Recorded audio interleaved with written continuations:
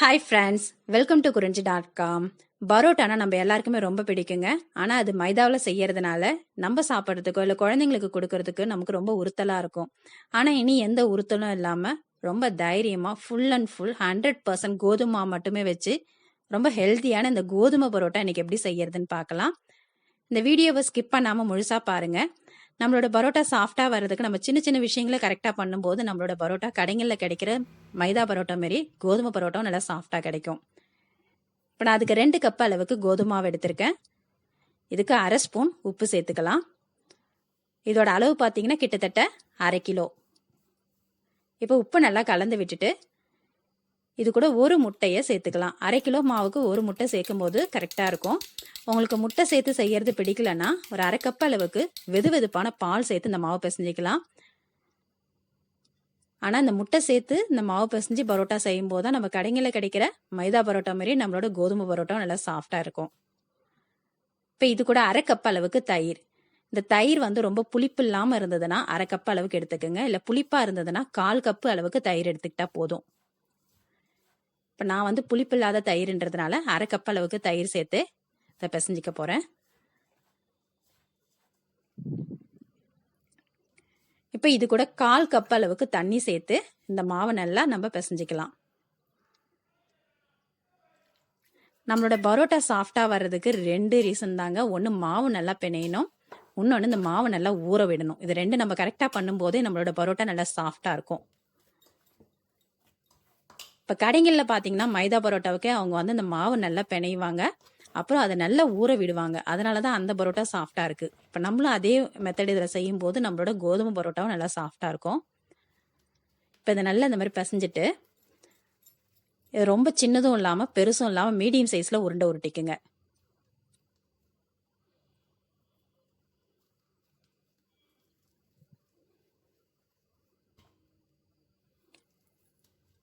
இந்த மாதிரி உருண்டை உருட்டிட்டு இந்த மாவை ஒரு ஈர துணியோ இல்லை தட்டோ போட்டு மூடி 1/2 மணி நேரம் ஊற விட்டுடுங்க. இப்போ 1/2 மணி நேரம் கழித்து இந்த மாவு எடுத்து நம்ம கோதுமை மாவு தொட்டு நம்மளால் எந்த அளவுக்கு நைஸாக திரட்ட முடியுமோ அந்த அளவுக்கு நல்லா நைஸாக திரட்டிக்கலாம்.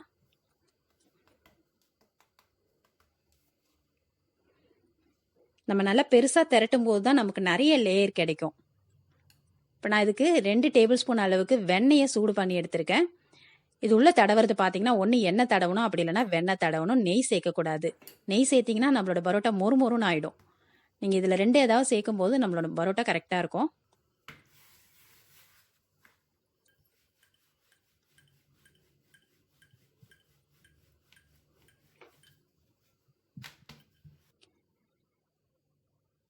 இப்போ ஒரு பக்கத்தில் மட்டும் வெண்ணெய் அப்படி இல்லைன்னா எண்ணெய் எது வந்தாலும் நல்லா எல்லா பக்கமும் படுற மாதிரி தடவிக்குங்க.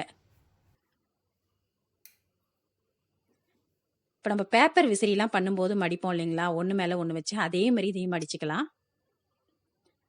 இப்போ இதை நிறைய மெத்தடில் பண்ணுவாங்க. இந்த மாதிரி திரட்டிட்டு வெண்ணெயோ இல்லை எண்ணெயை தடவிட்டு கத்தியால் மெலிசாக கீறி விட்டுட்டு அதை சுருட்டி செய்வாங்க. ஆனால் இது ரொம்ப ஈஸியான மெத்தடுங்க. இது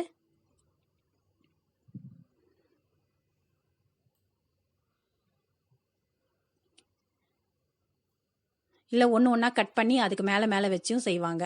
ஆனால் இந்த மாதிரி நீங்கள் பண்ணும்போது ரொம்ப ஈஸியாக பிகினர்ஸ் கூட செஞ்சிடலாம்.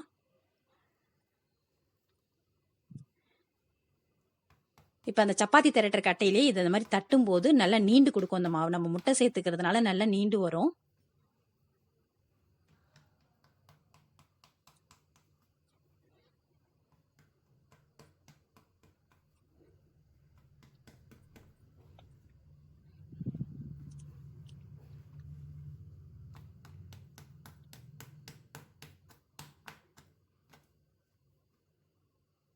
இப்போ நம்ம இதை ரவுண்டாக உருட்டிக்கலாம். இப்போ நீங்கள் பார்க்கும்போதே தெரியும் நமக்கு எந்த அளவுக்கு இந்த பரோட்டாவில் லேயர் வரப்போகுதுன்னு. இந்த அளவுக்கு நல்லா லேயராக வரும்போது நம்மளோட பரோட்டா நல்லா கடைகளில் கிடைக்கிற மாதிரியே சாஃப்டாகவும் லேயராகவும் கிடைக்கும்.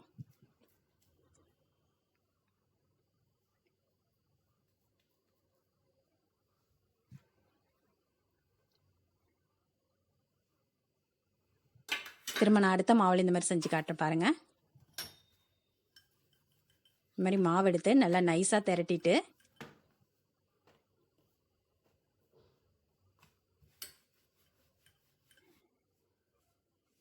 இதில் ஒரு பகுதி மட்டும் எண்ணெய், அப்படி இல்லைன்னா வெண்ணெய், ரெண்டுலேயும் எதுவாக இருந்தாலும் பரவாயில்லைங்க, அதை தடவிடலாம்.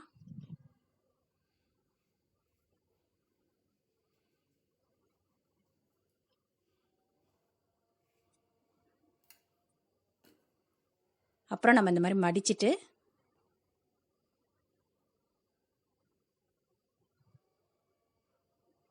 இப்படி தட்டி விடும்போது நல்லா நீண்டு கொடுக்கும். இப்போ நம்ம இதை உருட்டிடலாம்.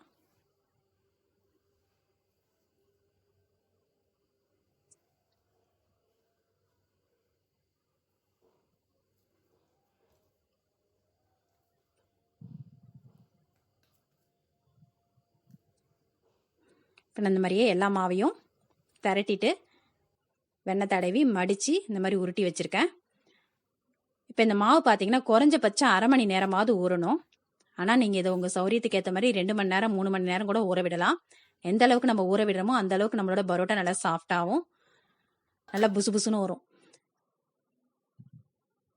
பாருங்க, மாவு நல்லா ஊறி இருக்கு. எந்த அளவுக்கு நல்லா சாஃப்டா இருக்கு பாருங்க. நம்ம தயிர், முட்டைலாம் சேர்த்து பிசைறதுனால கண்டிப்பா நம்மளோட பரோட்டா நல்லா சாஃப்டாவே இருக்கும். இப்போ கோதுமை தொட்டே இதை திரட்டிக்கலாம். இதை நல்லா பெருசாகவும் திரட்டிக்கலாம். அப்படி இல்லைன்னா கடைகளில் கிடைக்கிற மைதா பரோட்டா மாதிரி அந்த சைஸ்லையும் திரட்டிக்கலாம். எப்பயும் கோதுமை பரோட்டா பார்த்தீங்கன்னா இந்த மாதிரி நல்லா பெருசாக திரட்டும் போது உங்களுக்கு அந்த அழுத்தம் இல்லாமல் நல்லா சாஃப்டாக இருக்கும்.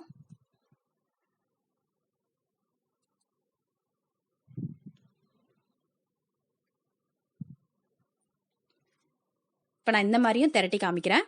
கடைகளில் கிடைக்கிற அதே பரோட்டா சைஸ்க்கும் திரட்டி சுட்டு காமிக்கிறேன்.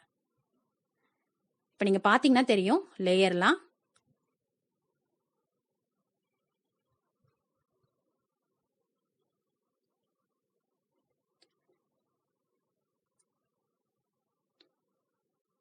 இந்த பரோட்டாவுக்கு பார்த்தீங்கன்னா மாவை பிசையறதும் அப்புறம் அந்த திரட்டி உருட்டி வைக்கிறது மட்டும்தாங்க வேலை.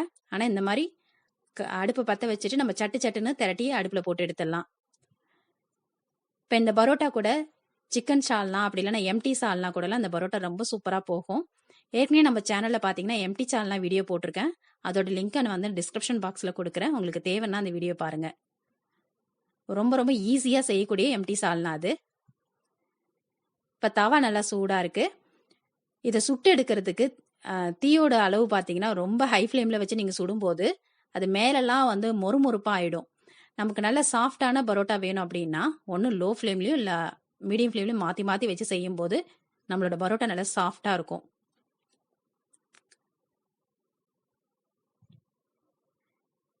இப்போ இந்த மாதிரி ஒரு பக்கம் வெந்ததுக்கப்புறம் அதுக்கு மேலே லைட்டாக எண்ணெய் தடவிடுங்க. எண்ணெய் அப்படி இல்லைன்னா வெண்ணெய் எதுவாக இருந்தாலும் தடவிக்கலாம்.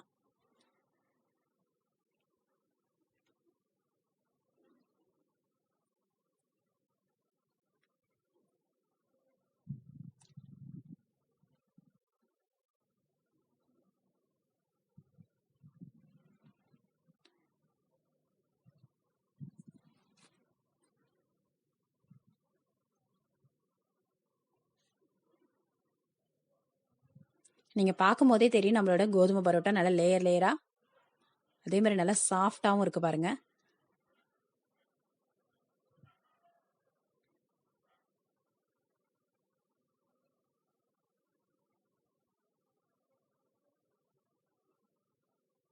இப்போ நம்ம பரோட்டா சுட்டு எடுத்தாச்சு. இந்த லேயர்லாம் எவ்வளோ அழகாக ரொம்ப ஈஸியாக வருது பாருங்க. இப்போ இதே மாதிரியே நம்ம சின்ன சைஸில் செஞ்ச பரோட்டாவையும் சுட்டுடலாம்.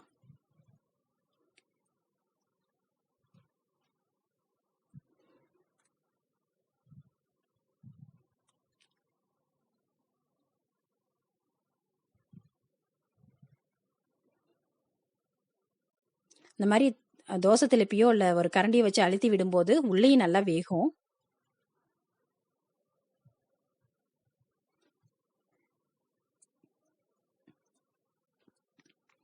நம்மளோட இந்த பரோட்டாவும் கடைகளில் கிடைக்கிற மாதிரியே அதே சைஸில் லேயர் லேயராக ரெடி ஆயிடுச்சு. இந்த மாதிரி சுட்டு எடுத்த உடனே 2 இல்லை 3 இந்த மாதிரி சேர்த்து வச்சு லைட்டாக கையால் அப்படி தட்டி விடும்போது நமக்கு அந்த லேயர்ஸ்லாம் தனித்தனியாக வந்து நல்ல சாஃப்டான பரோட்டா கிடைக்கும்.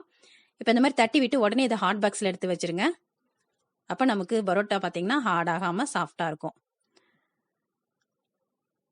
ரொம்ப ஹெல்தியான இந்த கோதுமை பரோட்டாவை நீங்கள் உங்கள் வீட்டில் செஞ்சு உங்கள் குழந்தைங்களோட என்ஜாய் பண்ணுங்கள். இந்த வீடியோ உங்களுக்கு பிடிச்சிருந்தா லைக் பண்ணுங்கள், ஷேர் பண்ணுங்கள், சப்ஸ்கிரைப் பண்ணுங்கள். உங்கள் ஃப்ரெண்ட்ஸ் அண்ட் ரிலேட்டிவ்ஸோட இந்த வீடியோவை ஷேர் பண்ணிக்கோங்க. நன்றி, வணக்கம்.